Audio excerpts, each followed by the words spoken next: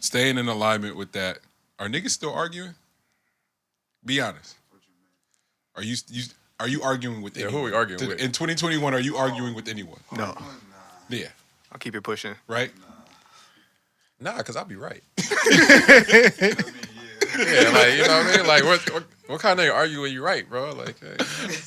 All right, you got it. Like, what are we arguing, though? Yeah, got it. I seen something. Why are we arguing? It's Or what? And what are we arguing? I seen. Why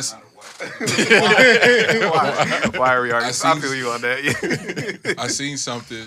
It was domestic, but it was just like, and it was funny because bro was fully right, and because he was right, his lady just went off on a whole nother tangent, and he got wrapped into all the other shit she was talking about. I said, oh, bro, that's why you can't argue no more. Not in 2021. Like, once you realize, like, people's unwillingness to admit when they're wrong, Yeah. and as a byproduct, bring up hella other shit. So now you engulfed in the other shit that had nothing to do. It's like, bro, don't argue with nobody. Nah, I do a really good job at compartmentalizing, though. So, like, once you start spinning off to that topic, okay, we could talk about that, but I just want to let you know that that's completely separate from what we started off with. On some Malcolm and Marie type. Like. Yeah, like, we're going to separate these. We're going to separate these arguments. Like, you're going to just spin them all into one. It's like, man, and then I just thought about it because it's like, even in the context of, like, debating, it's like, once you realize what everyone is filtering through, it's like, oh, this ain't. Because the whole time, whether it be rap, not to keep talking about Hov, but I assumed that everyone was debating just like not liking his like rhyme technique and shit or his skills. Like, no, they was talking about a whole bunch of other shit. And I was like, well, fuck a barbershop debate because niggas not even talking about nothing that they not talking about. Not like actual like facts like right in front of you. It's all emotional. It's like, oh, bro, like, no, I can't argue no more. And so it's the same with like your significant other or in business. It's like, shit just ain't conducive to shit. Immediately laughed. It ain't conducive to nothing. That's why I was like, damn. And shout out my pops, man. Pops is with us right now. And just seeing that he's the funniest nigga on the planet. Because he just so quick to argue, but it's all rooted in like, ain't nobody gonna play me, talk to me crazy. I'm like, nobody playing me, bro. Like, what? I'm like, oh fuck. Yeah, that depends on how. I get what he said on that part though. Because is that around people? Yeah, it's an audience involved. Yeah. So like if the audience don't pick up on the correct like little nuances of it, like they don't really know all the information, and they already have like a certain connection to whoever is in whatever part of the argument, then they have a reaction to certain things, then that does set off like certain individuals. Like, man, he in like 0 to a million, and like y'all all got me fucked up at this point. Like, everybody getting it. I'm like, pops, like not even the person that you arguing no more. Like, nigga, why are you laughing? no, that's exactly what his energy is like. Fuck, you got a smile on your face. Oh, it's funny to you? Like, nah, fam. I'm just trying to figure out what's really, really going on. And I seen a lot of the shows I do tap in with during the week.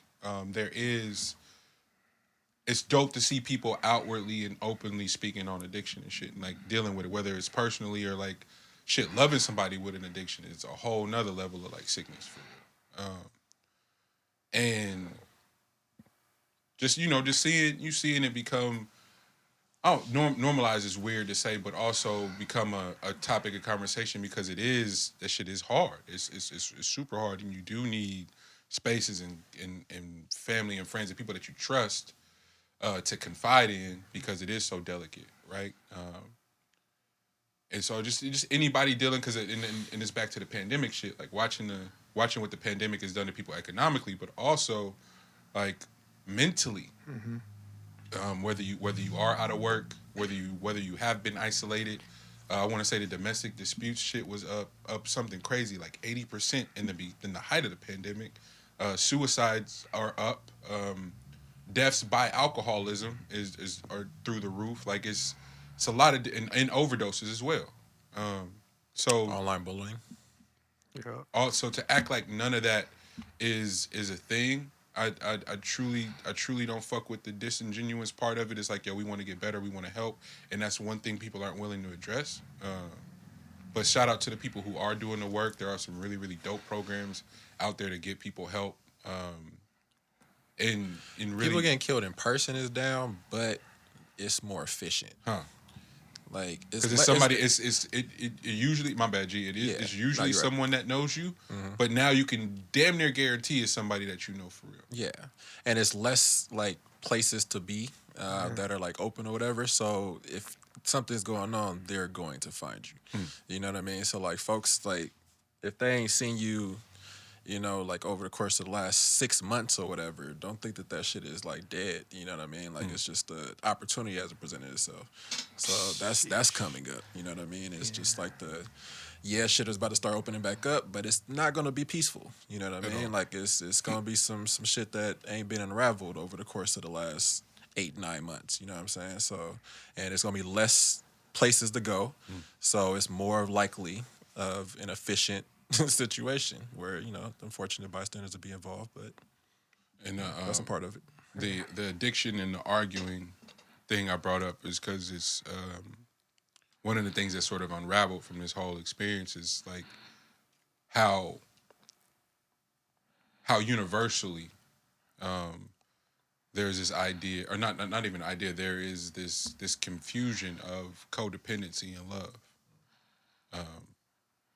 And you inherit it just from experience, right? If you grow up seeing it, you go, oh, my parents is in love. That's codependency, fam. And so that's why you hella codependent now, and you think you in love with your bro. It makes it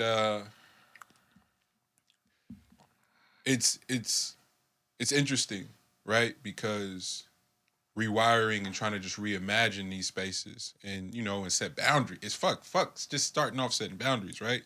You're like, I'm not about to do this. I'm not about to do this with this like art, for example. It's not like literally, bro, when I couldn't make no money, guess what I was doing? Making shit. So guess what I'm gonna do my whole life? I'm gonna be making shit because it's a part of who I am. And so what codependency will have you do is allow someone to come in and completely go, you making shit? Yeah, nigga, I was making shit when you met me. Like, what? This is exactly what I was doing. And now it's a problem, but that codependent space will have you live in your head and go, well, fuck, man, maybe she's got a point. Maybe I should change my life. Maybe I should, fam, miss me with all of that.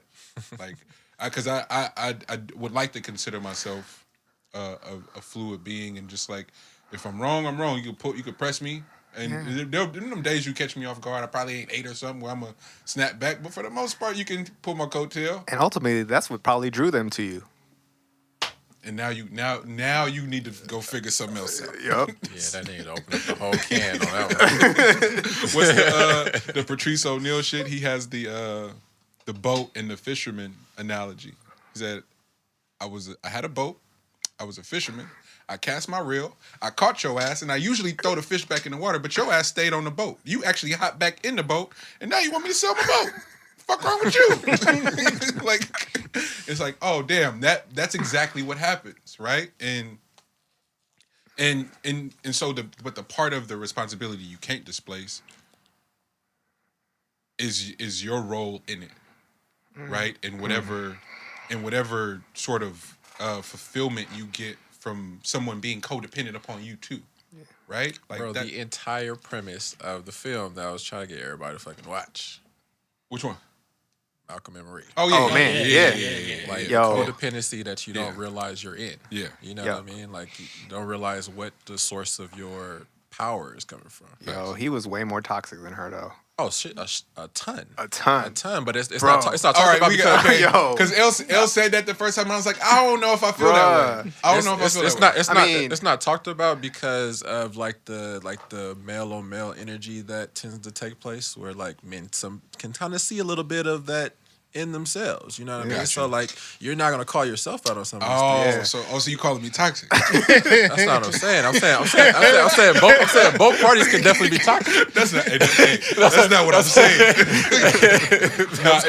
It's hella funny you say that, because you put me on first, and then it's like, no, make sure y'all watch it together. I wanted to have the sure. combo. I just wanted to make sure that everybody saw it first. Yeah. Because I wanted to see how everybody's takes was on what they saw. Because everybody sees that film, they see it something differently. Yeah, You know facts, what I mean? facts. And so I'm watching it, and begin because how you set it up, I'm like, oh, bruh, sick. Yeah. And then I'm like, she kind of sick for real too. And then but there was this exchange and it's like tit for tat that was happening and like mapping out the entire all the details for real. Yeah. And so I think the one part that was a saving grace for him was when he was like, why you didn't fight for me scene. Yeah. And he's like, that's what it was. Why you just didn't start there? That was that was sort of the. But it wasn't even that. It's that they built something together, right? Yeah. And she didn't feel like she got the recognition. That was what her biggest issue was, right? Like, we built this story together. And so that's where and for him, it was, man, I'm just trying to celebrate. This is lit. I got this house. I got this bad chick. We moving, and he just wants to celebrate, right?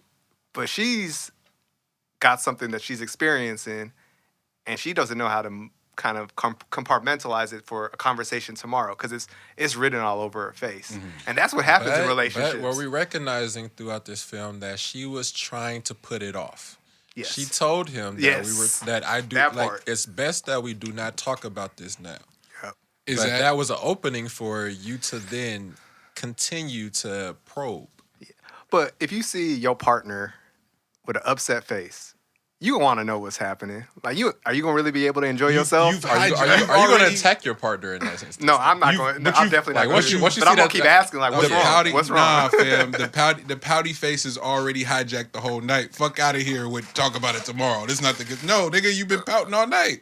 I peeped it. You thought I was finessing the room, but you, my nigga, I came here with you. I know what's going on with you. So bet now we here, and in the midst of getting into it, we've unpacked that you feel a way about this whole process. The one part I didn't fuck with was the concept of you didn't fight for me, you didn't do this for me, and he's going, part of his genius is just getting the shit done. Yeah. And that's what happens a lot too. It's like people got these dreams, ambitions, and hopes, but nigga, who executing for real? So you can say we built it together, but did we? You gave me the inspiration, you were the muse, you were part of the muse, but nigga, I had to pull it off still. But she was doing all the little things in the background, right? My nigga, you make some macaroni cheese. Salute to you, fam. You nice with it. Salute. Make a nigga something to eat. That's sick to say. My bad, bro. My bad. This is an observation. Yeah, because the entire thing's being mixed.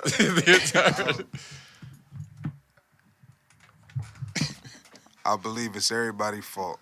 Okay. Facts. Okay. You can't have one without the other. It's two toxic people in a relationship. It's two toxic people in a room. He using her. She using him. It's codependency. Nobody's really getting ahead. They're just clashing. And I think what I took from it was, don't worry about what she's doing. If I resonate with anything that he was doing, fix that. If she resonated with anything she's doing, fix that. Bar. Because if we sitting there going, this sound like you, and this sound, if you doing that, you missed the whole point.